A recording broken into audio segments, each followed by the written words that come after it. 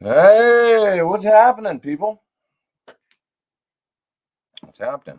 What's happening? So I'm sitting here practicing a little bit, and oh, got some bad news.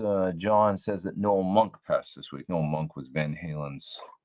It's the same Noel Monk I'm thinking of. It's Van Halen's uh, longtime road manager. He was their manager too, wasn't he? I think, right? I read his book. I just can't remember if he was road manager or manager.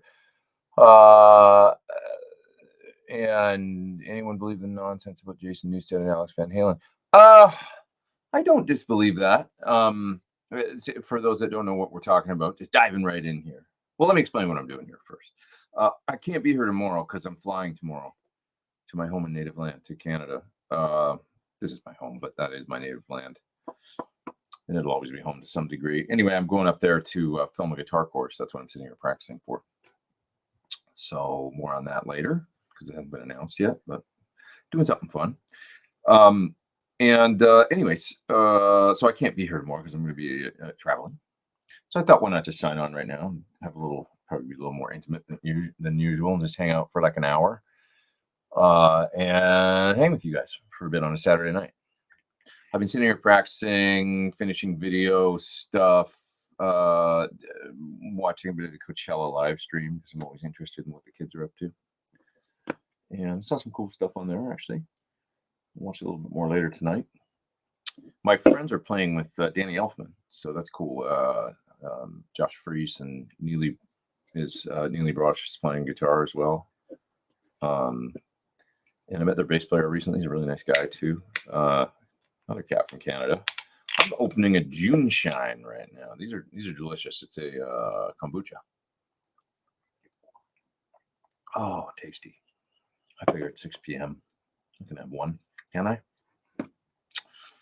Why not? Anyway, so yeah, there was a little bit of this thing going around. So it wasn't really a rumor. It was more like Jason came out and said, "Oh, Alex Van Halen contacted him and asked him about playing in a band, basically with Joe Satriani. Maybe some sort of reconstituted. I don't know if they were Van Halen.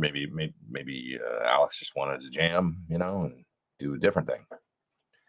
Why not? I don't know. I mean, I don't think it would be weird if it was supposed to be some sort of Van Halen thing. The only way that I could see Van Halen carrying on in some shape or form would be a tribute sort of show, as they've done, like Experience Hendrix style. That makes sense, where it's like an honoring Eddie's legacy, the rest of the band. If it was like Dave and Sammy and Mike and I know Wolfgang has said that he wouldn't really be interested in doing anything like that. Maybe a one-off show or something, though, like that would make sense. I mean, when Chris Cornell passed away, we did a tribute show, right? I was there, part of it. His former bandmates were all there and part of it. Soundgarden guys, Temple of the Dog, the Audio Slave, everybody went and just honored his legacy, and people sang the songs, and as Stone Gossard said at that show, what are you supposed to do? It's like, and I've talked about this a little bit before, because I had a really weird feeling of that show. I mean, every band under the sun was there, right? It was like Metallica and Foo Fighters and Soundgarden, and I mean, who else was there that was really great that night? I'm trying to remember everyone. It was just like a who's who of like performers, and I just really didn't want to be in the building. It was so weird. It was like, I just wish, I was happy to be there doing it, but it was like, God, it was sad. It was like, I won't be here like without that guy. If that guy was here, then it'd be great, but he's not here. And so, but Stone got up and he actually made me feel better, because he was like, well, what else are we supposed to do? This is all we can do, is play the music. It's like, God, that's exactly how I feel about it. Like, so with Eddie, it's like, what do? You get together and I guess you play the music, and that would make sense. But in some sort of reconstituted version that carried on of Van Halen, I don't think, it just doesn't feel right without the guy that was so much a part of, I mean, they were all a part of the sound for sure, but to me, without Eddie, there's kind of no Van Halen band. I just don't think so. I don't know. It's a different thing than something like the Rolling Stones moving on without Brian, or when Mick Taylor joined and then left, and it was like it's a different thing, Even to some degree, the Who, like hard to imagine the Who would have been without all the original members, and then they did it with Kenny, and it was like, well, just like a different version of the Who, and then without John, different, but really Pete and Roger were probably the most visible members of the band, I guess. But how do you do a Van Halen without Eddie? It'd be like doing an AC/DC with no Angus. I guess you can kind of play the songs without Malcolm, although it just doesn't feel right either. But no Angus. I don't know. That'd be like that's like Guns N' Roses with no Slash, and that didn't really work either. They had to get Slash back. So, anyways, what are you guys doing? What's happening? Just double checking. It's Sunday, says N. Dawson. It's Sunday somewhere. It's Sunday in Australia, or I don't know, or is it not yet? Is it Sunday in Japan? I guess it probably is. Sunday morning. Or is it? I don't know. I get lost on that sometimes. Miguel says he loves the PT100 plug-in. I love it too, man. I think it's great. Use it all the time, for different things, and it's really fun to plug in and jam in hotel rooms, or cut guitar tracks on people's stuff, like when you're remote, all kinds of stuff. I've got my little I'm getting ready to go away tomorrow, so I've got my little Apollo Twin interface right here. That's my Rode interface. I'll just plug that into my laptop, and then I can use this on the guitar input with the plugin, the PT100 plugin, and get some great sounds. So part of me just thinks, didn't Joe Satriani do his whole new record with modeling? I think part of me thinks I should do a record like that, where I just use maybe the plugin, like limit myself to the PT100 plugin. I'm drinking a kombucha, by the way, like a hard kombucha, the boozy kombucha. It's actually delicious. Oh wow, this is really interesting. This is the last time I played with Chris. That's right, you're correct. Only time I think that Chris ever performed "Stay With Me, Baby" live. That you put the lineup together fast on real set. Say Hello to Heaven. For Bowie. That's right. David Bowie had just passed away, and Chris dedicated it to Bowie that night, and we did it, and I fucking love playing it that night. It was really great playing it that night. One more time I got to play it with him, that song. I always loved playing that song with him. I really loved playing Say Hello to Heaven with him, however I can't even remember how it goes right now. How's it go?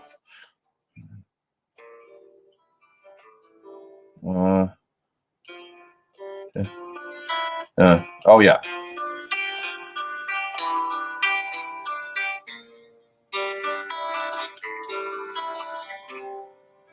Right.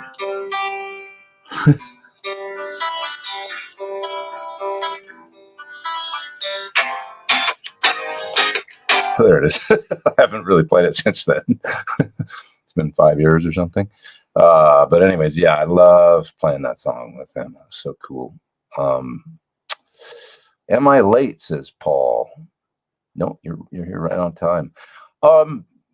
That's really cool that you were at that show. Hey, you wouldn't have any footage, would you? Because I would love to see. There's only a little bit on YouTube. Did you take anything on your phone that night or anything that you would still have in like iCloud or something?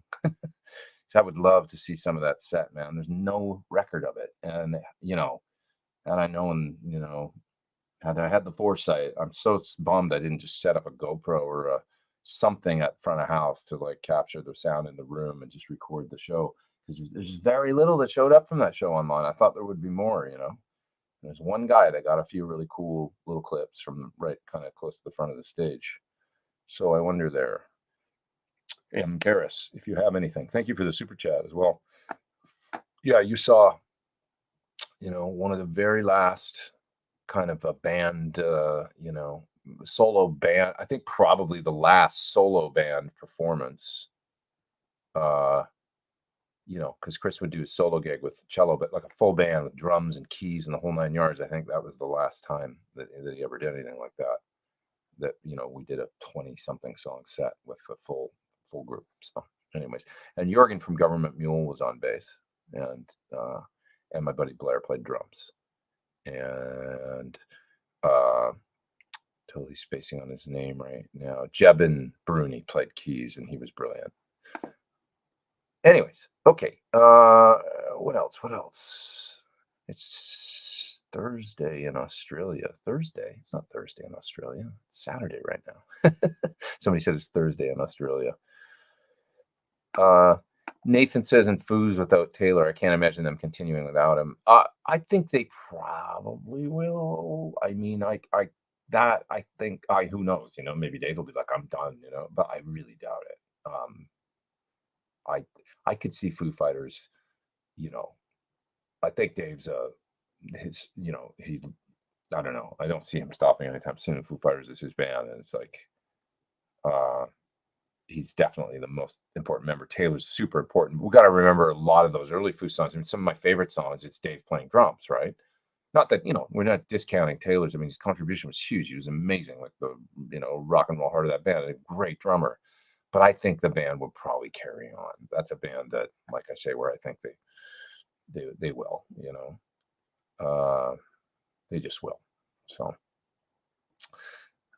let's see who else we got here. We got folks from all over the place. Lots of folks from Australia. It looks like Melbourne and Perth. Maybe the time I usually do it, it's an inconvenient, because I know it's very early in the morning in Australia when I usually do this. So this might be a better time for folks in Australia. Okay, what else we got here? Let's see. There's another super chat here I got to grab. So, and it's Easter tomorrow as well. That's another thing I was thinking, like maybe Easter Sunday morning is not a great time to do this anyway. So, maybe it's apropos that we're doing a little one of these. I'm not going to stay on forever right now. I'll probably stay on an hour or something and then jet, because I'm still just getting ready to go tomorrow, my trip. Chris Olson, thanks for the super chat, man. What's happening? He says, appreciate what you do so much, your enthusiasm for the instrument. Question, do I think safe to use a 65 super with a 2 ohm out with an aux? Lowest setting on the aux is 4 ohms. That should be okay. Yeah, that one-way mismatch up is fine. So like a 4 ohm load with a 2 ohm amp. I use my 8 ohm, reactive load with 4 ohm basement. I've done that quite a bit. And it's fine. You might lose a little headroom. That's all. You might notice that it seems to maybe distort a little sooner. Change the sound a little bit. Might sound better. Okay. Let's see. Thank you so much for the super chat. But yeah, you're all good with that. You're all good with that. Elscott Music. That's Lauren. Saying Fender Acoustasonic for the live show is a little louder for showing us stuff, but still an electric style neck. I actually have I think I have a sound up right now because I've got 2 computers here right now. So you're just hearing that come through the Logitech mic on my computer right now. A super gainy, sound that I'm. I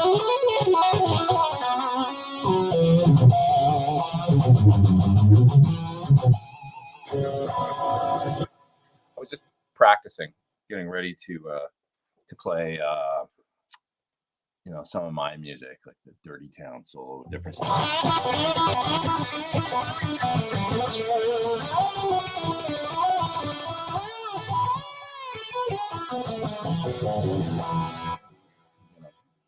Relearning all a bunch of my stuff. So, yeah. I'm gonna mute that because there's a lot of just background hiss. Four Owls says, love your work, and the Sir Thornbuckers are a truly musical piece of guitar gear. Thanks, man. Appreciate that. And True World says, it feels humbling. You forgot for a second the intro to say hello to heaven. I forget stuff all the time, man. I mean, like, this is totally the wrong. So I remember it now because I played through it once, right? But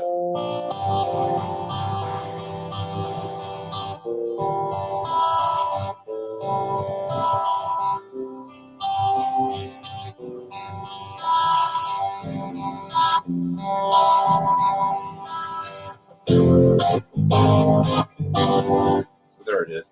But I'll forget, and then I gotta like, like get it back. Like, what is it again? Oh yeah. Like I'm not the guy that can just pull things out from 5 years ago. I'll forget. Like after a tour, I will space out. I don't remember, So it's just how it is. So my brain, I've actually been thinking about doing a little more cognitive kind of like work, like continuing learning. Even though I don't know if I'm going there anytime soon, but Japan. Maybe even just taking a trip to Japan when I have the time to not work, but to actually study the language like a little bit more. Just sort of invest. Just as I get older, I want to like keep my. I saw an article today about keeping your cognitive, like functioning sharp as you age and whatnot, and how being bilingual and whatnot can help with that. So I want to start reading more books and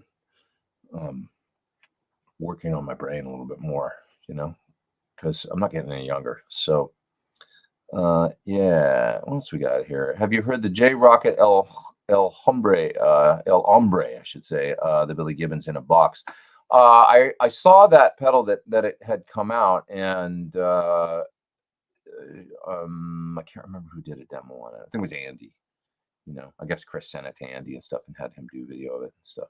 I've done a couple of Brown Deluxe style. I think it was a Crazy Tube Circuits pedal that I did, Brown Deluxe. Oh, and also Origin has one. So I've done a couple pedals like that, and of course I did the video for the Ombre as well, which is the Sur amp. It's that in an amp. It's a Brown Deluxe, basically an amp, just John Sur's version of it. Anyways, it's a cool tone, kind of early proto Marshall sound.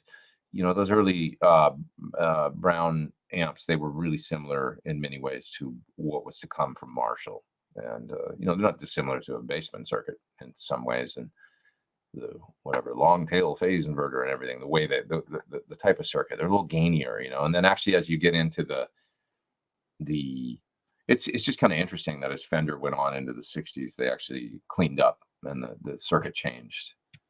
And Marshall kind of carried on with that and made a whole amp line out of it, and really the sound of rock and roll in many ways. I mean, Fender's its own thing, sound of rock and roll, but one could argue for at least for hard rock, and then certainly getting into metal and stuff. Marshall was and they really just took a Fender design, which was really just an RCA tube amp book, tube amp manual or whatever it was called, design, wasn't it? And yeah. All right. Let's see what else we got here. How do you use the 2 or 3 channels on your PT15, both for rhythm tones? No, I set the channel 2 about, I'm looking at it right now, I set it about 4 on the master volume. And then I set the gain anywhere from like 3 to maybe 6, more like 3 to 5. And that is my channel 2 kind of dirty rhythm, Marshall JCM 800 perfected kind of crunch.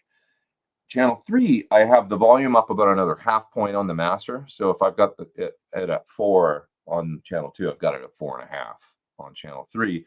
And then I'll set the gain anywhere from 5 to more like 7. And then usually hit it with a pedal, but sometimes not. Like when I play with Classic Rock Show, if I'm playing the solo to, say, Hotel California or something, I've got it on 5, the gain, and a little bit of a bump on the volume, right? And I use for the rhythm sound on that song, I'm doing the Joe Walsh kind of parts on that. So for on the channel 2, I'll use the channel 2, not the clean channel. So I've got channel 2 for my rhythm sounds, and I've got the gain back a little bit on like 4, but I'm rolling the volume way down on the guitar generally, like quite low, 2 or 3 on the guitar for most of the tune, except when I play the little lick, so the little Joe licks and stuff, then I'll roll the volume up so those pop out, then roll back down for the he's just doing that kind of stuff, arpeggiating the little root fifths. And then when I go to the solo, the volume will be I'll go to channel 3, it'll be louder, and the gain is on about 5. Now if I play a more rock solo, if I'm playing like AC/DC or something, or I might have the gain up at 6. If I'm playing way more gain, like a Boston song or something, then I'm hitting it with a Archer or something, and I've got the gain on 6 or 6.5 on that channel. So I kind of walk over there and vary, like on that gig, I'll walk over and vary the gains on both channel 2 and channel 3, depending on what song I'm playing. Just a little tweak on the gain. And I love that because that's what I love about amps is you can walk over, oh, just do a little more for that, and then I start the song or whatever. And it's just so easy to go over and tweak the knobs or whatever. So that's how I use channel 2 and 3. Varying those gains from song to song, always the master up a little higher on 3 for solos. Thoughts on the Sir 60C neck shape? Feels huge to me. I prefer the even C. I wouldn't disagree with that. Although I have a 60C on one guitar, but I do think it's a bigger, there's something about the shoulders on them, and it's just the way that the Sir guys perceive them. I tend to think that, and I feel this way about Gibson generally too, like their necks tend to have a lot of shoulder, and I feel like some of the Sir necks do have a fair amount of shoulder to them in comparison to the original designs. This is why I settled on the 60s, I settled on the even C slim for my signature model. I don't find it slim, actually. I find it just a nice kind of modern C. And John told me that he designed the even C slim when he was at Fender, actually, because they needed a neck shape for their American Standard Strat. They wanted a nice, comfortable, modern C for the American Standard. That makes sense to me because that's what it feels like. It's like, yeah, this is a nice, fairly modern, comfortable shape. Doesn't feel slim. When I think slim, I think Ibanez Wizard neck or something,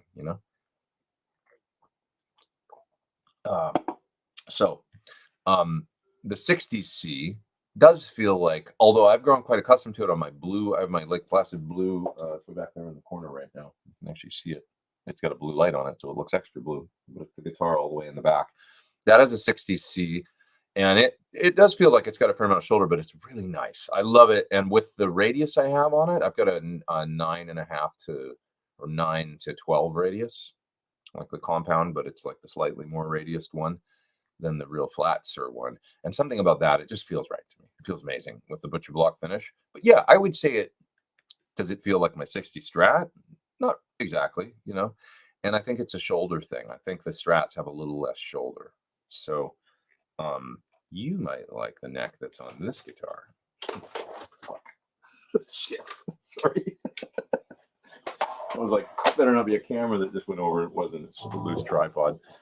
Anyways, almost disaster. I heard something started to fall, and I was like, oh no, is that because my scene is crazy in here right now. I've been getting ready to go away, and I got things all torn up. And it doesn't look as messy as it is from where you're sitting, but it's messy.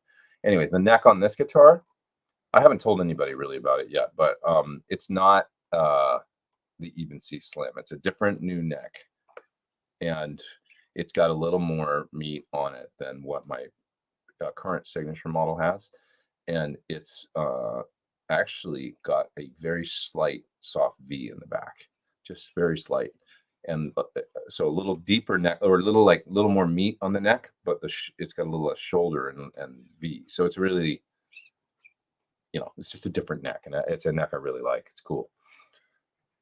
So anyways, interesting that you make that observation though. Ben says, thanks for the video on the 654. That's a phaser, pedal video demo thing that I just put out today on the interwebs. Really, really nice analog phaser. For those of you that like such things, here it is right here. It does 6-stage phasing as well as 4-stage phasing. I'll grab those super chats in just a sec. I see them there. I won't miss you guys. 6-stage phasing as well as 4-stage phasing. And, on a lot of phasers like a Phase 90, you just get a speed control. This has speed intensity, which is kind of like a depth, I guess. And then also a volume control that lets you boost a lot. So if you want to kick the front of your amp with this pedal, you can do that. When you turn on the phaser, really nail the amp and get aggressive. So cool. Check out the video if you haven't seen it. I enjoyed doing the video for it in the little song that I came up with.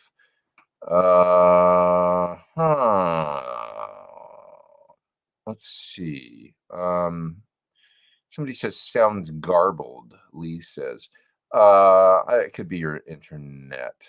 I usually find that that, it's my internet's solid here. So if somebody says, "Hey, that sounds weird," at least lately, it's been really solid for about the last 5-6 months or so. How's your head? Says Ryan. I bumped my head on the trunk of my car the other day. You ever do that? Like when the lids, it didn't go all the way up and you go forward. And I don't see great out of this eye, obviously. And so, like, when something's there, I don't really see it coming at me. And I was bleeding like a stuck pig. Even a little, like, like that, if it's sliced open, your head, and it's like, it tend to bleed a lot. So it was a mess. Anyways, Rob says he saw me 3 times. Wow, with Yogi and Cornell. That's awesome, man. Jeez, I miss those days. It was a lot of fun. Brian says he wants to go to Japan and shop for guitars. Me too, man. Miss it a lot. Got to get over there. How's the Tad tubes? Good. I haven't really used the Marshall that has them in them back there. My 50 watt. You can see it sitting back there. Not that much, but sound really good. Love the Hendrix poster. Thanks. I love it too. I love seeing Jimmy up there, like, just kind of, looking down. So I like it a lot. What else we got here? Let's see. Have I watched Metal Lords yet? I haven't. That's supposed to be a good movie that's on Netflix. Gonna just go to these super chats here as they're disappearing. I don't want to forget about them. Is there any situations where you like a 212 to a 412 for a heavier tone? If so, what type of cabinet speakers? I just like 212s for my back, to be honest. Generally speaking, I always prefer a 412. It just sounds right to me. But the 212s that we did for my amps, I really like.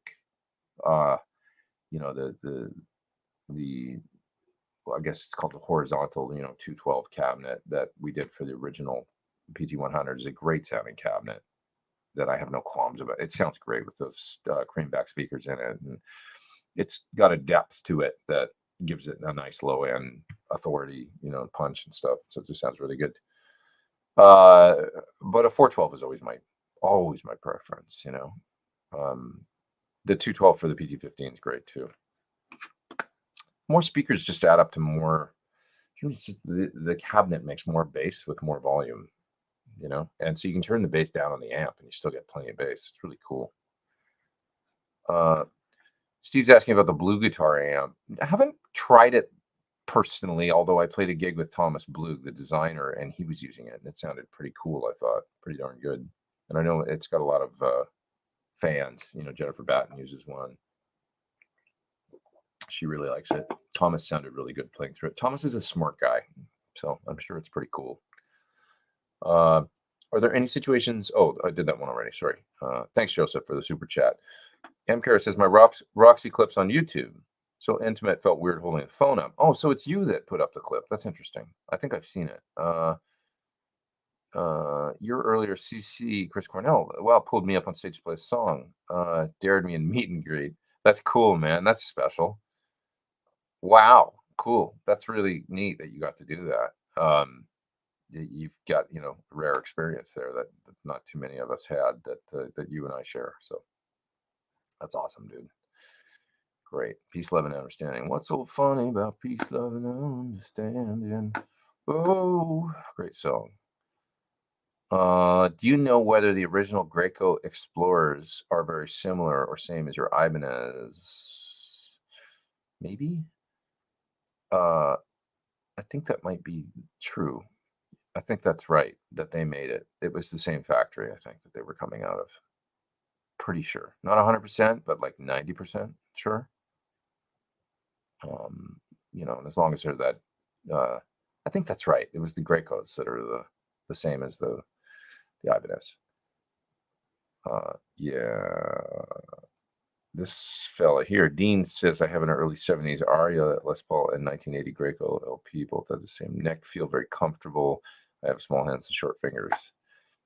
Would have been a neat time to be in Japan then and see what they were doing, like before the 80s, like, because the 80s, everything really exploded, like a 76, 77, 78, 79 as rock was exploding.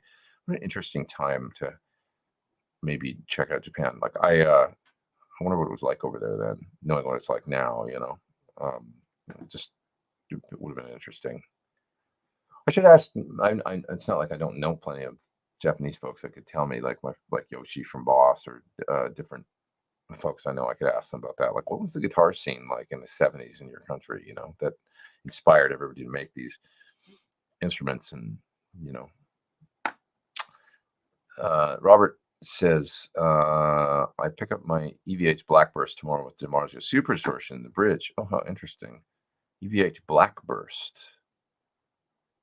What does that look? Is that a tell us more about that guitar? Is it like a custom or an actual EVH guitar that's a Blackburst that a tech is putting a pickup in for you or something?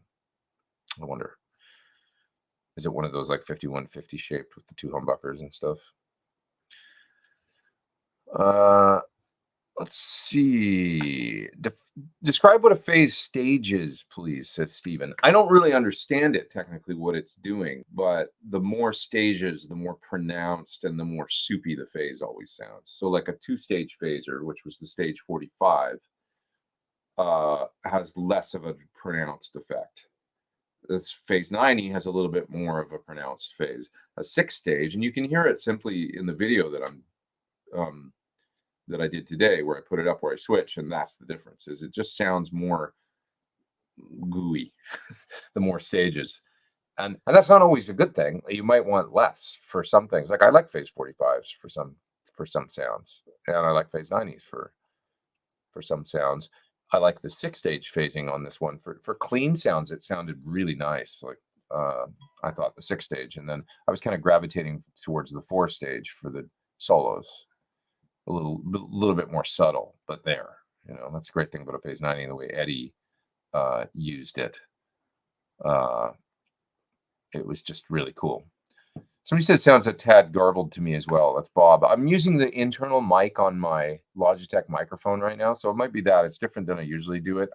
My desk is a disaster of hard drives and computer. Got a laptop sitting right in front of me, and then the keyboard and the mouse. I just was like, I don't want to get the other microphone and set it up right now because it was too complicated with everything I'm doing. I'm kind of overwhelmed with stuff right now, to be honest. Just getting ready to go away here. Let's see what else. There's another super chat there. Thanks for that. Happy Easter. But some jelly beans. Best channel. Hit me up if you ever want an H&H power amp for your next phase of EVH tone chasing. That's Doug. Have you got a V800? I used to have a V200, and I used that actually in my wet rig for a while. I went through a couple different tube power amps and had some. It was a nightmare doing stereo tube power amps.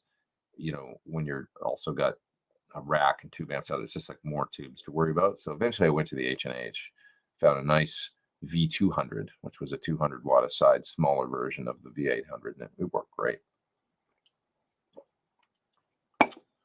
Yeah. Another super chat up there. Thank you guys for all the super chats. I really appreciate it. I think I'm kind of far back in the chat here, so I'm going to go forward in a second. But Victory V4 stuff looks interesting. These are these new little Victory pedal board. So they'd be a big on a pedal board, but they're like a small amp. It's got a Class D power amp built in, and as well as a preamp, and et cetera, et cetera. So, Open Lens says Journey's back on tour. You guys know the newer lead singer story. Yeah, I mean, his story is really great, actually.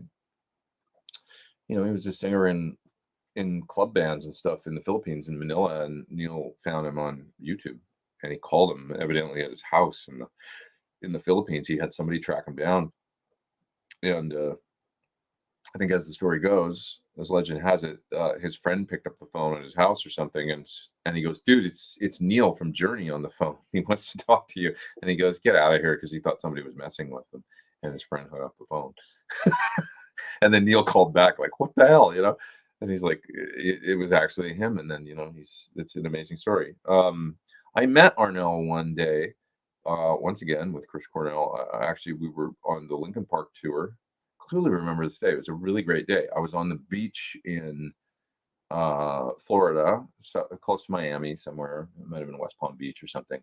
We had a day off, and Journey was playing that night at the local amphitheater where I think we were playing the next day, actually. So it was some of the Chris Cornell band guys. Chris wasn't there, but it was us as well as Lincoln Park. I remember Chester being there and being on the beach in West Palm Beach. And it was maybe like, some of the crew, Chester, me, that's who I remember being there, actually. And we were on the beach, and I was like, yeah, Journey. We were talking about Journeys. 2008, this was. So Arnell was still relatively new to Journey. And I was like, do you guys know the story? And they were like, no, and I told the story about him and how exactly what I just said about the phone call and everything like that. And they were like, wow, that's crazy. And we had the production manager from Lincoln Park call the Journey folks, and they hooked us up with some tickets, some passes. And so we were all going to go. It's like, okay, we're all going to go. And I told the story. I remember that. And then as I'm wrapping up the story, somebody goes, hey, is that the guy? And they point, and it's Arnell and Ross Valerie walking down the beach. And like right there, right as I was wrapping up the story, I'm like, oh my God, that is the guy. And that's Ross Valerie. And I went like, oh my God. I ran over down the beach and I introduced myself.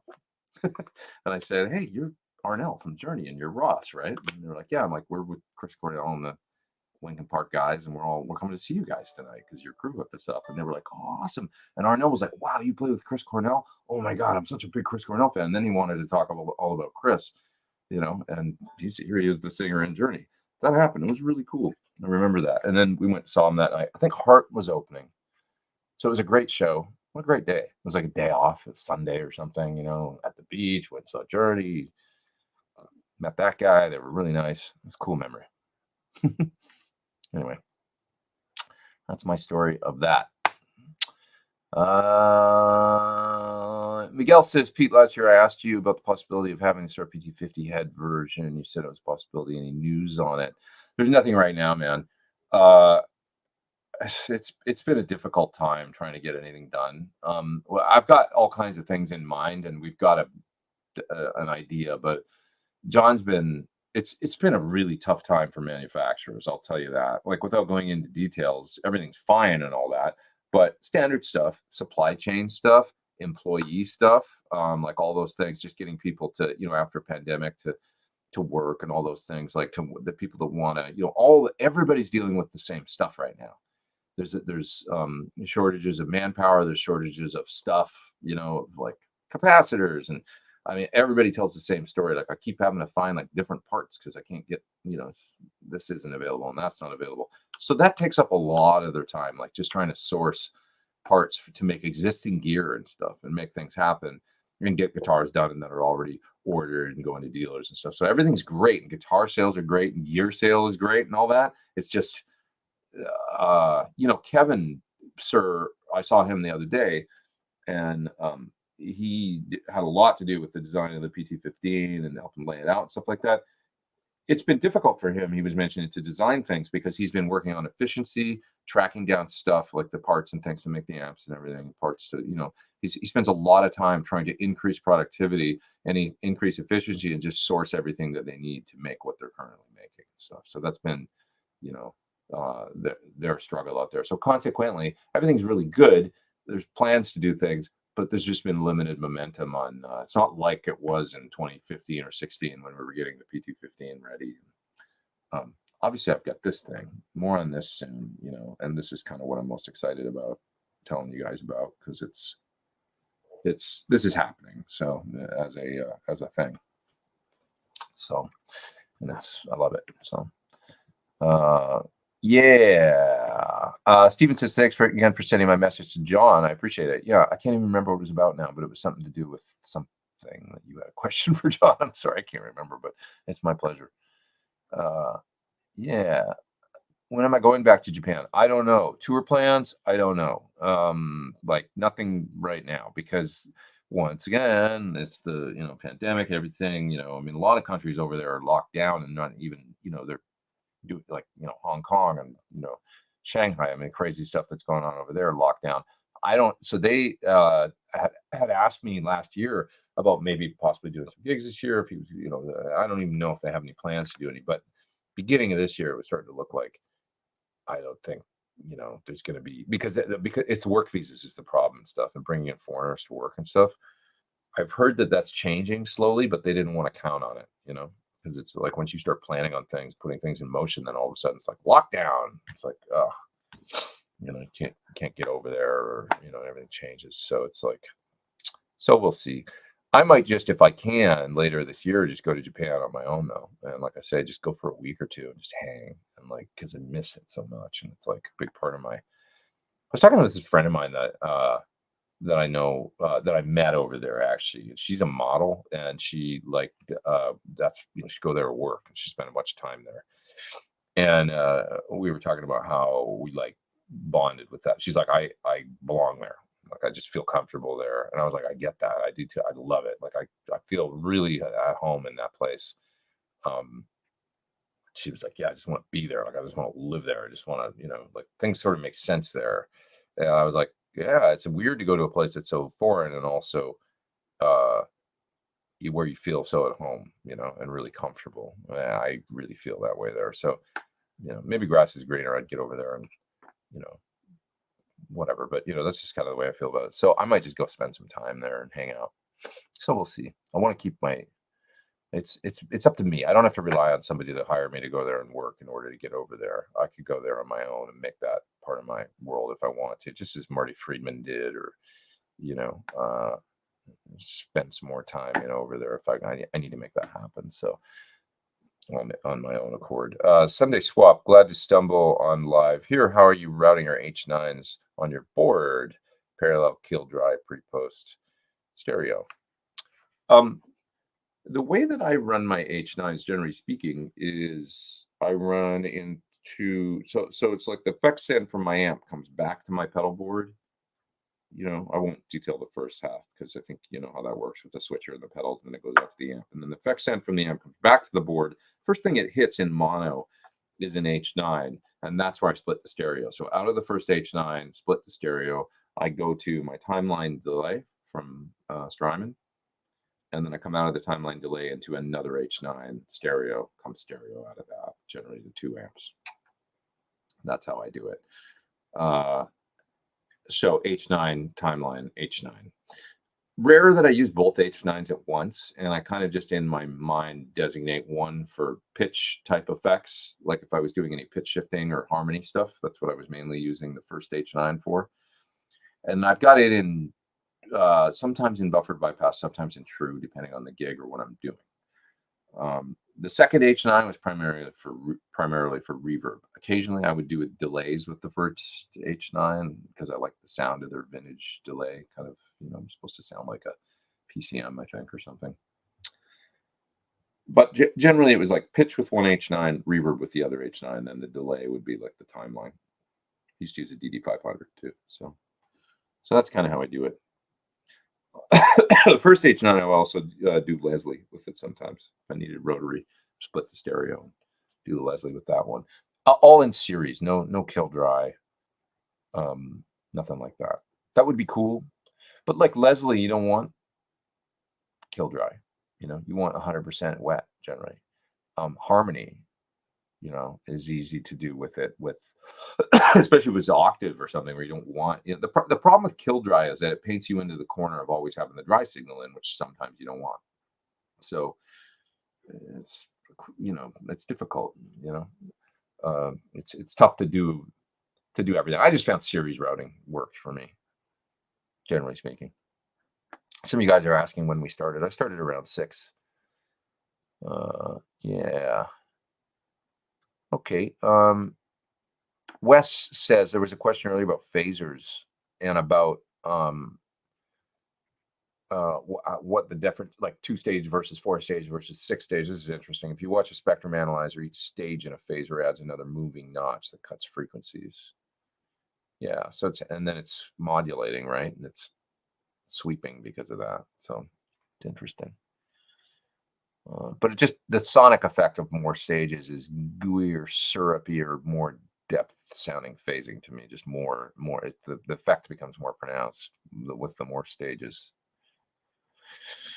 Oh, here's Robert with you mentioned he's getting an EVH guitar and he's putting a super distortion in it. EVH 5150 deluxe guitar, 2 humbuckers come stock with Wolfgang's. Dump them for Seymour Duncan Oh, super distortion, not Seymour Duncan, sorry. She put a super distortion in the bridge in 5090 in the neck, matched my Dave Bray JTM 45. Oh, yeah, that'd be a cool guitar. That's neat. Kind of rock and roll hot rod machine for sure. I'd like to hear what that sounds like. Yeah, yeah, yeah, yeah. Anything music says you just bought a Friedman small box, added the hot mod. Sounds killer. Next amp is a Sir PT100 SL68. Have some time to make up my mind. Cool. That sounds fun. Amps, amps, amps. Still love amps. Why does leaning one's chin on the neck of a guitar make one look sad and melancholy? Possibly I'm just sad and melancholy. Maybe it's just the look on my face.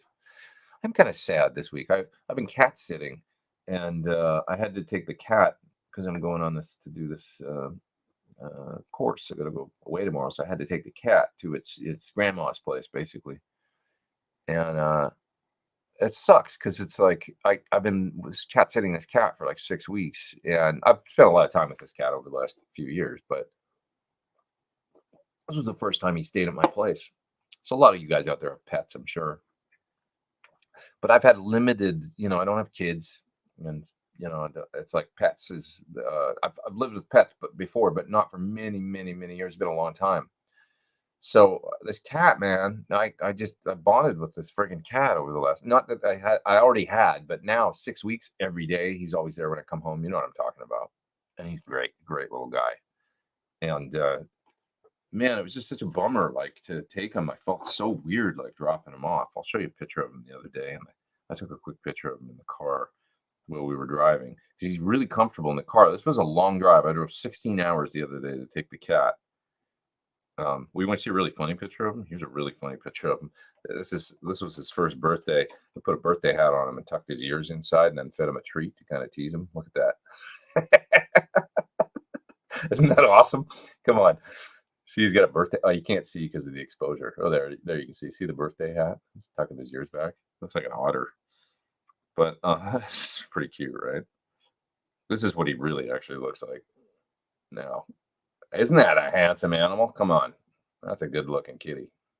Looks like a lion, for God's sakes. All right, hold on a second. Now I'm going to show you one more. Where is it? Where is it? I'm showing you pictures of cats. Here he is on my lap, sleeping. He's got his eyes closed, and he's sleeping while we're on the drive. That's how good he is. He just came and crawled on me and just sat there and did that for about an hour. Just, come on.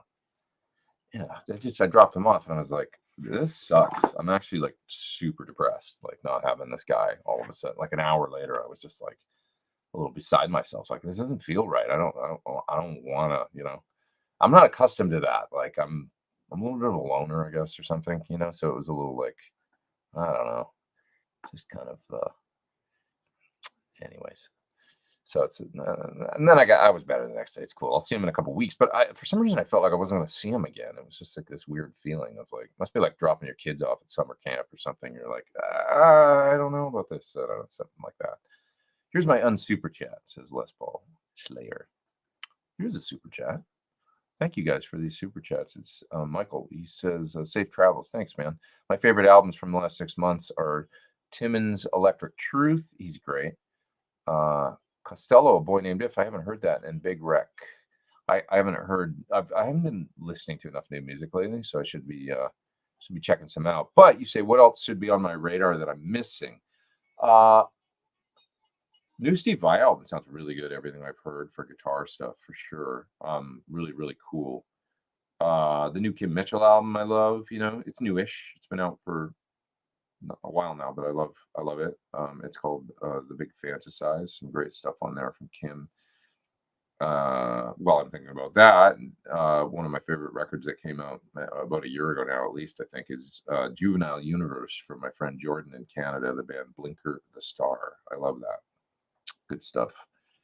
What else? Check out the band Rosie. ROWSIE is my friend Holly Henderson and my old friend Alan Boyd, who I was in my first band with. They've put out a record over in the UK. Holly's the guitar player really in that band, and she does her own music as well outside of that band. But give that a listen. What else? I know Ty Tabor's got a new record out. I haven't heard it. There's some recommendations. Check out all that fun stuff. This week as well, I should mention, I will be on the James Corden show, if anybody cares to watch, with Tony Cornell, daughter of Chris Cornell. It's the 18th on James Corden. April 18th, James Corden, Tony Cornell, playing with a couple good friends of mine, Eric Gorfain, Blair Cinta, John Button, and Miss Cornell.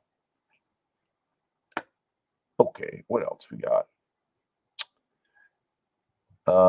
Ian says Dave F.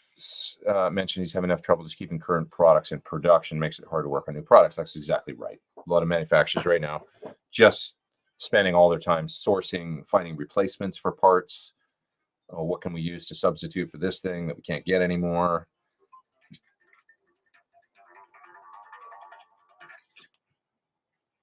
Working on my left hand. What else we got here? That guitar is so badass, says Robert. Thanks, man. I love this guitar. Doesn't it look? Come on. That's a. Oh, yeah. Ugh, come on now. Ooh, yeah. Guitar store tour videos or guitar store. Yeah, tour videos from Japan. Yeah, man. I love doing those. Going over there and making those. I did a couple of those while I was over there. Ooh, that's interesting. Japan only letting in 100 people a day. See, that's so few, right? And so it's really difficult to get in right now. I know they're doing some work visas, but it's like really limited. And it's like, yeah, it's just like really difficult. So how do you get over there?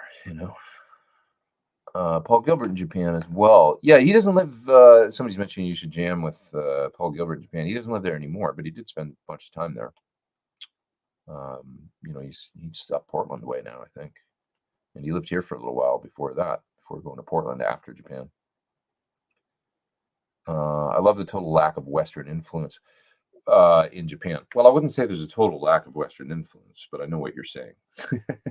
There's some things where they're very Japanese, but there's other things where they're very Western, and to the point where actually they've now taken it and gone beyond, like where there was tons of Western influence, rock music, for example. Guitar, shredding guitar, and where that kind of waned here, shred guitar in Japanese popular culture became like, you walk through the store and you just hear this shredding solos like in the mall, it became part of the sound of it. It was like more of a thing is what I'm getting at in, advertisements and things. It was like that constant, guitar. Guitar is a big deal in Japan, and maybe that's slowly changing, but I don't think there's always be a lot of subcultures in Japan. I mean, there's a lowrider culture in Japan. There's like guys over there that have full on like Chevy Impalas and stuff with the the hydraulics and stuff, and they dress in all this stuff, and it's amazing to see that in Japan, and they go all the way with it. It's really cool. So there's plenty of like Western influence over there in the but it's really interesting to see how they'll take those things that they kind of appropriate and take and like, and then how they do their own thing with it. And it's really fun. But it's just a nice place. I really like it. I know there's another side to it, a darker side to it, stuff like that too. It's not all good in any place, but I love Japan. I just love it. Yeah. This is an interesting comment actually about that from Fishbulb. I feel more comfortable than where I live almost everywhere I've been. You should probably move, number one. But number two, isn't that an interesting, when you travel? I once heard Don Henley say something really interesting. He said, you never feel more at home than when you're on your way home. And I thought, wow, that's a profound kind of thing that Don would say, like it's one of those things. Like, that feeling when you've been away from home for a while and you're like on your way home, you're so home in your head, but you're not actually there yet. And then maybe when you get home, it's not even all it was cracked up to be. Like, after a week or two, you're like, oh, what's next? Let's go to, but like, it's something about the human, condition or whatever. Like we're always like, there's a bit of a grass is always greener thing, but you never as he said it much more eloquently than I can. You never feel as at home as when you're on your way home from a trip, a journey, living somewhere else, something.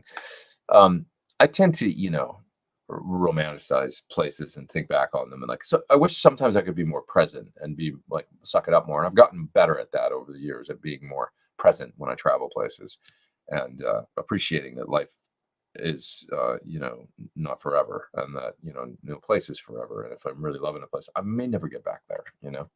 I have to constantly remind myself of that.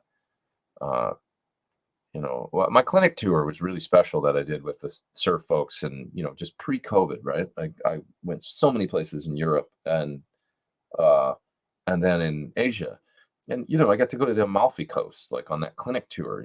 It was really special. Like, and I credit the Sur guys and my buddy Nigel for getting me there, and really, what a Nigel, one day he said, on the way to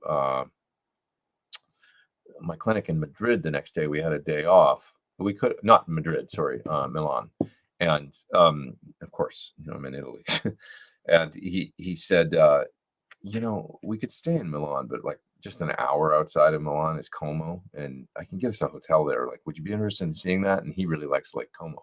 Lake Como is like amazing, right? I was like, yeah, totally, dude, let's do that. So we pulled into Lake Como at maybe like 3 p.m. And had the rest of the evening there, and then the whole morning to just kind of look around. And my clinic wasn't, I didn't have to go till like 2 p.m. to set up for the clinic the next evening in Milan. So I've been to Milan. It's a cool city. Been there a bunch of times though, So to go to Lake Como and spend the night was like, just for 24 hours, like that's some of the, God, that was so cool. Like to just get to do that for a second. Amalfi Coast, same thing. I went there for one day, but it was on a work trip. It was like, these are the things. It's very special. You get there for a second, you're like, I didn't have to pay, many thousands of dollars to get over here. It was a work trip. It's like, I didn't have to, it's like part of being the, touring musician or going to do clinics or going to whatever. It's just really, you got to soak it up when you get the chance. Get out, go see the stuff when you have the chance, because you might not get back there. And if you do, it might be really expensive, to get there on your own on a vacation or something. What a privilege it is, So it's not lost on me. It's all this thing, 6 pieces of metal stretched across a couple pieces of wood that have, I've gotten to see so much because of the guitar. Yeah. This is interesting. Steve says, and I'll get to the super chat I just missed. Sorry about that. Steve says that Joe Satriani's latest album, he chose all the plug-in tracks over the real amp tracks. Times are changing. That totally makes sense to me, because the plugins sound so good. I mean, the neural stuff, the PT100 plugin sounds great. It's like, and when I did my last record, I recorded a part with a plugin, and it sounded great. I dialed the sound in, and I used the plugin just because I have my recording interface in the other room. I did drums in this building out in the other room, and I had a drum kit set up, but I didn't. It's not like a studio in there. I took I just gotten my new X8P interface from UA at the time, and I took that out there, the one rack thing, just set it out there and plugged all the mics into it. Used the internal mic pre's from the UA stuff. Set up 7 microphones, and then I had one more preamp to plug my guitar in. That's how I did the drums on L'Avenir, the second song on my last solo record. And I love the drum sound. I thought it turned out great, and it was very like, just, okay, well, let's put the mics wherever, we just put them where we got the gains right. And then I played using a UA plugin. Wasn't the PT100, because we didn't have it yet at the time. It was the BE100 from Friedman and Brainworks. So I used it and dialed it in. So I had a scratch guitar track, and Kurt Briscaro was playing drums. We got the song tracked out there, whatever. And I dialed the sound in, and I loved the sound. It was like, whoa, okay. And I didn't keep that scratch track. I replayed it like once I, back in my studio. But I was like, I don't want to. Actually, I think I might have done it at home, like at my old place. I think I set up with the little Apollo Twin or whatever. And I was like, I'm just going to track this part and get a really good version of this, the main rhythm guitar in L'Avenir with this plugin, because it's kind of, I'm used to the sound now. It sounds right. Why would I change it? And so I did it, and I'm very happy with the sound on the record. It sounds cool. So I used the plugins for a few things on the last record, and there's nothing, like, there's so much you can do with them now. It's the most important thing is getting the work done. It doesn't matter. Nobody cares what you're, we obsess over this stuff here, right? But it's like, nobody cares at the end of the day. They just care if they like the song. Nobody cares what you used, is my point. I always remember reading an interview with, at one point, Jack White decided he would do something digital and record that way and not necessarily do the old, you know, like, oh, I'm never recording Pro Tools. I'm always recording analog. He was talking to Chris Rock, evidently, at some point about it and talking about how he does things. And Chris Rock goes, dude, nobody cares how you do it. Like, nobody cares, like, whether you do it analog or digital. And he was like, whoa, whoa, whoa. He's a pretty confident guy, but I could see a guy like Chris Rock maybe saying something like that and him just getting like, what do you mean? Like, maybe that's true, and he had to kind of reevaluate. And because I like his ethos and his, when it comes to like recording analog and sticking to his guns and, going for that, that's cool, to do a project like that. I think it's cool to go like, what if we just record our next, like with all the modern tech and plugins, what if I went like, well, I'm going to record my next record on an 8-track analog, and just do it, like commit to it. We're going to bounce if we have to, whatever. I'm just going to go old school on this one. That's cool. But it's equally as cool to go, I'm going to record my whole new record on a laptop with plugins, and just, that's what I'm going to do, just because it's, I get some great sounds. I know I can that way. So let's just do it that way, commit to it. Nobody cares, actually, as long as it sounds good. If it sounds good and they like the songs, that's all people really care about. So, we get all caught up in these things. Would you suggest a few delay pedals would give a great dive bomb effect for the ending eruption? You can totally do it with an Echoplex pedal from MXR. I think I showed it even on a Echo Park from line 6 in my How to Play Eruption video. I did it in that, and I did it pretty well. I think. I'll say this. It's more about like you just get a good Echoplex style pedal, and then it's about having a good, sort of smooth sweep on the time where it doesn't jump. Because the thing about the Univox or whatever he used is obviously when he started to slow the motor down on it by changing the delay time, it was very smooth. And I find with some of the pedals, as you turn it, it'll jump, and then that screws it up because you got to get the,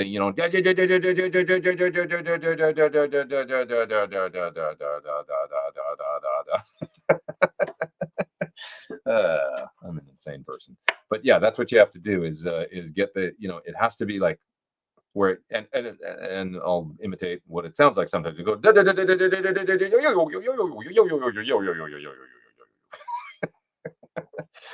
that's not what you want, right? And the reason that it does that is because as soon as you move the time knob, it jitters a little, right? And now you're screwed. Now you've lost it. It has to be a smooth transition. So I found I can do it on an Echoplex pretty well.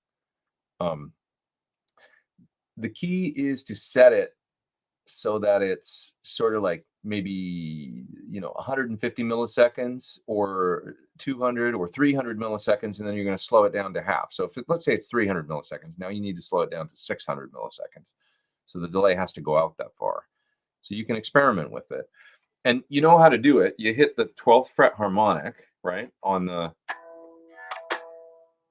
right, and then you got to turn the volume off on the guitar. So you hit the delay. You can kind of hit it right about the same time you hit the 12th fret, but you can experiment with whether you turn it on and then hit it, delay, hit the harmonic, roll the volume down, now turn the knob, or hit the harmonic, now turn on the delay, roll the volume down. You know what I'm saying? Like whether you turn the delay on first or right after or right at the same time, just experiment with it and then mess with it. And then get a delay that's got that smooth sweep all the way on the knob to take it all the way down to the half speed. And of course, it's kind of about getting infinite feedback too, without it getting too crazy. It has to be feeding back, without it exploding into the front of the amp, because it didn't really do that on Eruption. It's very smooth all the way down, and it just tails out perfectly. So another pedal that works really well for that sort of thing is actually the Sir Discovery, because Kevin built a circuit in it to suppress if it starts feeding back and going crazy. He's actually got a limiter or something in there that controls the delay feedback very well. So you can get an infinite feedback that doesn't get too loud. Running into the front of a dirty, plexi is a big part of it too, because it kind of blows up into the front of the amp, right? And so it's like, it might sound too subtle. If you're running the delay in an effect loop, that's a problem. It's hard to get it to sound right. You kind of have to put it in front of the amp to get it to really sound right. So those are some tips there. Running it in front, just find that level where you can set the feedback on it, where it'll infinitely repeat without starting to oscillate really bad and grow in volume too much. You kind of want it to just tail out. You don't want it to get quieter because then it sounds wimpy, and you don't want it to grow in volume too much as you're doing the dive down. Although that's better. Sounding crazier is better than it kind of tailing off, and you don't make it all the way down to the half speed setting by the time the delay sort of stops. That sounds wimpy. So yeah. Anything bad about a Duesenberg guitar? I like Duesenbergs. I don't really know where they're made. I think they're probably made in Korea. But they're pretty cool. I had numerous chances to buy a Duesenberg, like when I was in Cornell's band. He had one. Yogi had a hookup with them, and they were always bringing them around and stuff. And I never got one. Maybe I should have, but I just never got hold of one. Let's talk about the wet stuff in parallel as versus series. I'm kind of far back in the chat here, and I think I'm a super chat, so I'm just going to kind of go down. But I'll grab a couple of questions here on the way. Let's talk about wet stuff in parallel versus series. How are you running your wet stuff nowadays? I did that already. I'm just kind of running an H9, then a delay, and then another H9, all in series in the effect loop of my amp. And the first H9 serves as sometimes I do rotary with it. Do pitch with it. So if I need to do like a harmony part, I'll do that with it, those kinds of things. Occasionally delay, but I more use the next pedal, which is now a timeline for delay mainly. And then the last pedal in my wet chain is, my kind of time-based wet chain in the loop of my amp is another H9, and I use that for reverb a lot. And I'll either use kind of the spring reverb, the earth reverb, which is kind of like a hall setting in the H9, or the black hole for like really ambient stuff. Yeah. Okay. What else we got here? Let's see. What's my take on the Fishman Fluence classic pickups? They seem pretty cool from what I've tried. I've tried a bunch of the Fishmans. I like them. I have them in one guitar now, and they're pretty neat. Don't have enough experience with them, to be honest, to really know exactly what I think. But they are quiet, quite quiet. So I like that about them. Yeah. What else have we got here? There's a super chat from Mark. Upgrading a home studio to record live sessions 12 to 16 tracks with live vocal monitoring. Okay. You like UA, but DSP seems unnecessary with Spark. Spark, is that? Not sure what Spark is, to be honest. Is that an Audient thing? Not sure. What interface setup would you recommend in this case? Yeah, that's a lot of inputs. 12 to 16 tracks live. I mean, I'm a UA guy, so I don't have a hell of a lot of experience, to tell you the truth, because I got, I have two. I can do 16 here. I have two Apollo 8s. I have an X8P and an X8. So that's up to 16 inputs I could do at once with these two. I will say this, man, they're rock solid, and I like that about them. They don't screw up, which is other interfaces I've had where it could have been Firewire in the past, because Firewire was not, I don't think, as reliable as Thunderbolt. But other interfaces I've had, they were just not as they'd lose sync, and you'd have to reboot, and I don't know, it's not working, turn it on and off. Oh, now it's working, like some of those things, and these just never do that. So I really like the UA stuff. So I'm kind of a diehard UA guy when it comes to my interfaces these days. I like Apogee stuff too. They've got, a range of things. I don't know about 12 to 16. That's a lot of inputs that you need. Quite a few inputs. You might be looking at more like something like a Rosetta or something, and then using some sort of analog mixer on the front end, really, because that's just a lot of inputs. But two X8Ps will get you there, the DSP, it's not really about the DSP for me in them. It's more about their plugins, which I find are the best, like that I've tried. There's a lot of nice plugins out there, but I love the sound of the, Capital Reverb and, their LA2A and 1176s and even the virtual mic pre's. Like I said, I used them on my last record to do drums and stuff, and they sound great. Greg Wells is a great mixer engineer that I've become friends with. A musician, plays everything under the sun, and has a really nice studio, has a lot of equipment, really nice microphones, really nice mic pre's, beautiful console, the whole 9 yards. And he's got 2 studios in his second facility. He's just using UA, and he's like, I'm totally sold on this. I'm just using the UA with the UA mic pre's, plugins, 1073s, et cetera, API.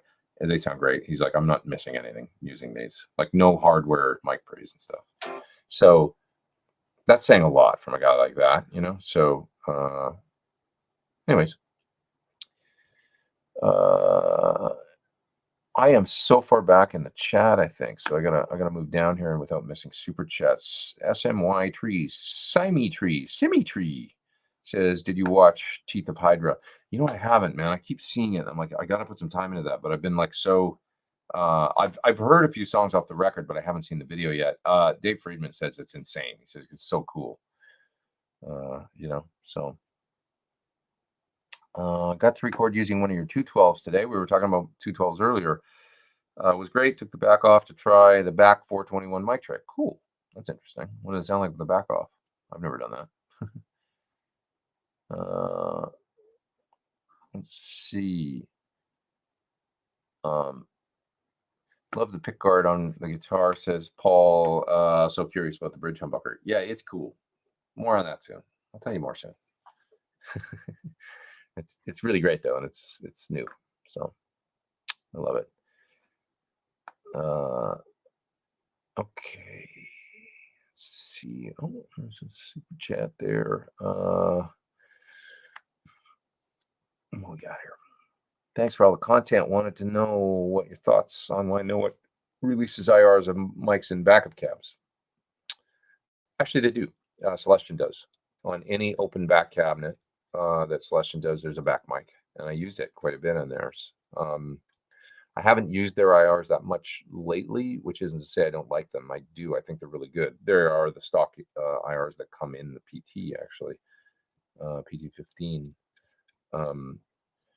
But yeah, Celestion does it on open back cabinets, and Two Notes does it as well. You can move the mic to the back on an open back cabinet. Makes sense. They also do the back of a cabinet, even if it's closed back. I never really understood that, because like I've never seen anybody mic the back of a 412, but they do it.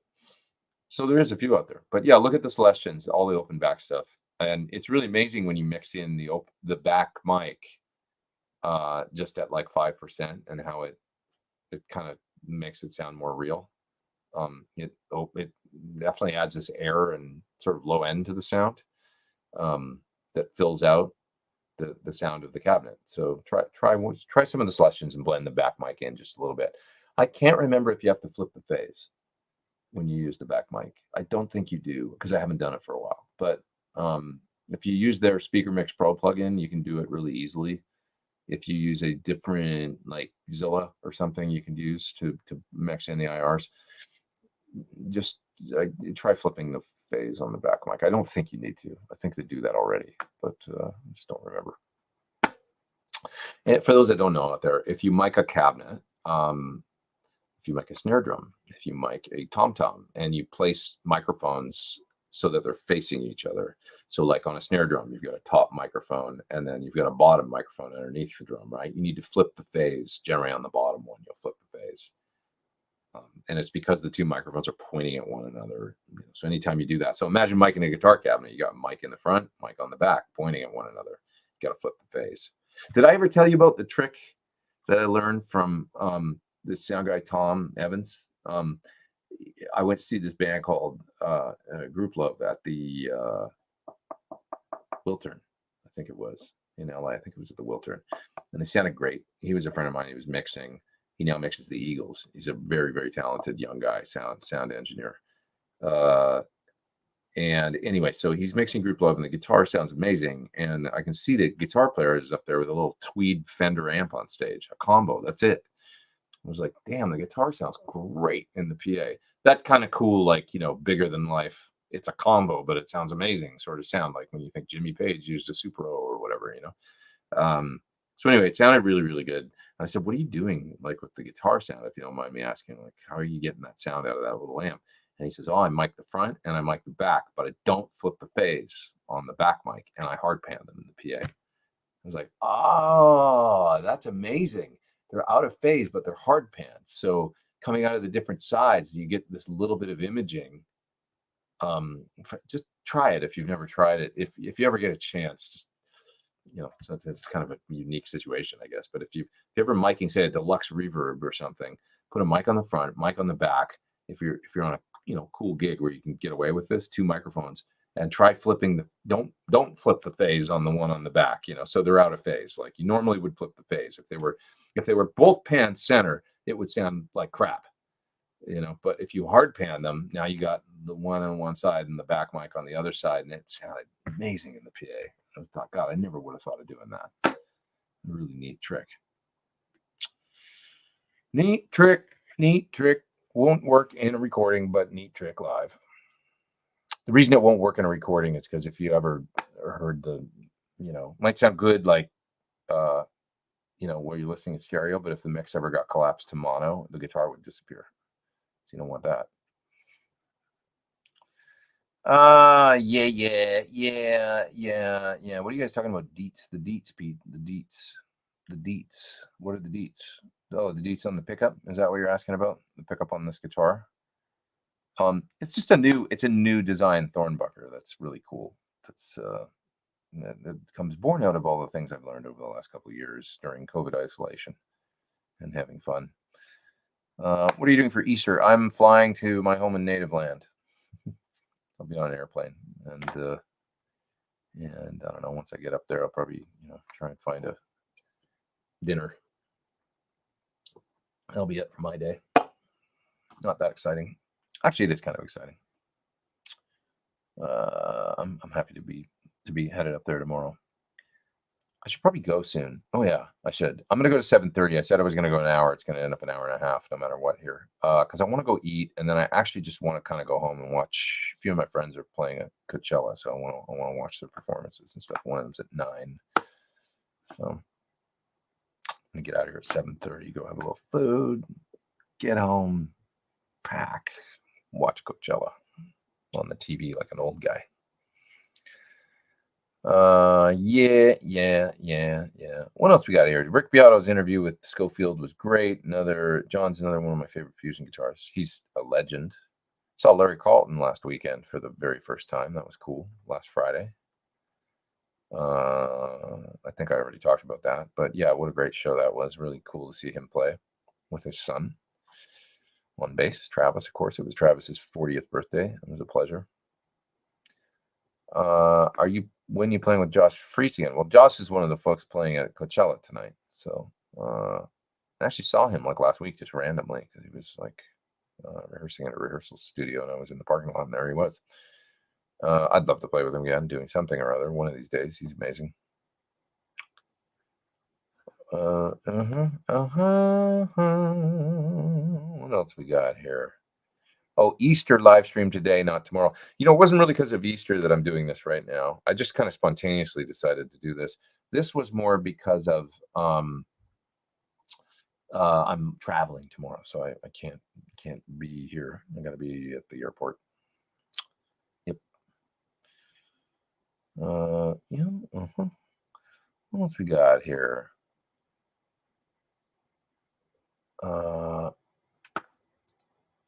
Jack Black recording. See, this is how rumors get started, Todd. The story's actually about Jack White recording with real amps, and Chris telling him that no one cares how it's recorded. It was Jack White, not Jack Black. But I like to imagine Jack Black talking about recording with real amps too. That'd be pretty cool. Jack Black and Jack White should just do a record together. They should make a band. That'd be cool.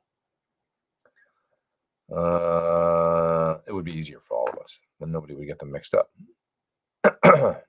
Yeah. Uh, what else, you guys?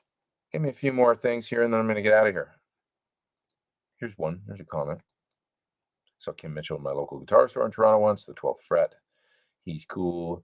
Played in Barrie, Ontario, New Year's since it was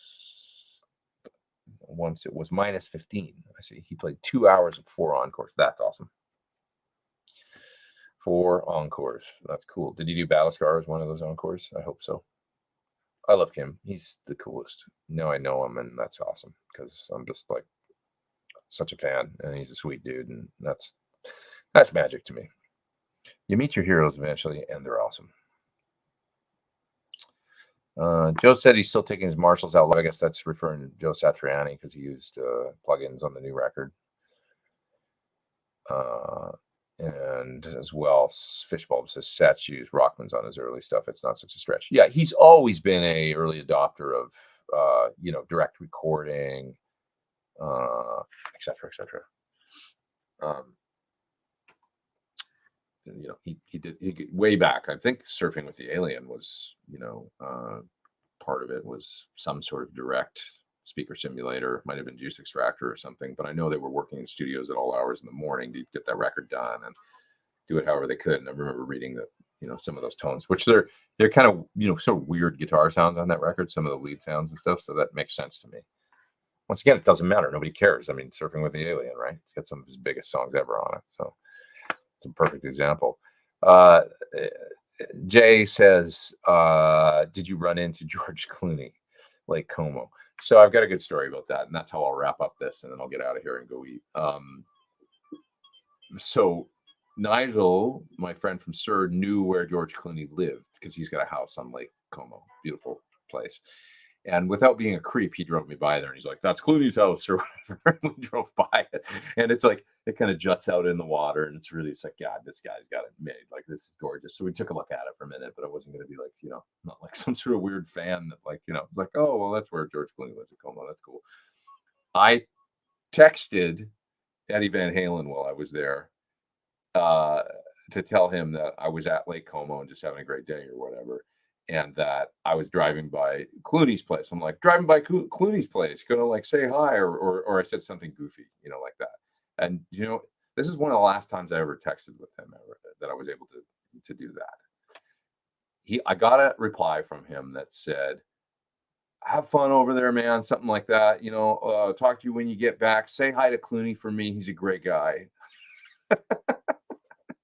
It's like something like that. Like, I'm gonna go to his. He actually thought I was serious. Like, I'm going to Clooney's house, and I'm gonna and of course he would think that because he's Eddie Van Halen. Of course he knows George Clooney because he's Eddie Van Halen. He knew like all kinds of people. So he's like, "Oh, that's cool. Yeah, be sure and say hi for me. He's great, And like, I'll see you when you get back." And Nigel still brings that up. He's the rep from Sur, my friend that works for Sur over in Europe, and he loved that that Eddie was like, "Oh yeah, just like we're actually gonna go there." It's like the way the other half lives or something, but.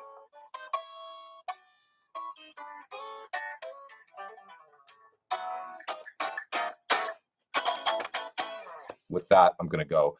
A crazy story, right? I will see you guys a week from tomorrow here, usual time, usual place, for another Sunday Live. And I guess that'll be the 24th. Everybody have a great Easter. Thanks for being here. I appreciate you all. Thanks, those folks in Australia that maybe don't normally get to tune in that showed up. I appreciate you guys being here and stuff. And maybe I should mix the time up more for other folks in other parts of the world. Yeah, but great to have you all here. This was really fun, actually. I'm glad I did it. Kind of centered me a little bit, and now I'm ready to pack up, go get some dinner, and go on a journey tomorrow to go record some fun guitar stuff.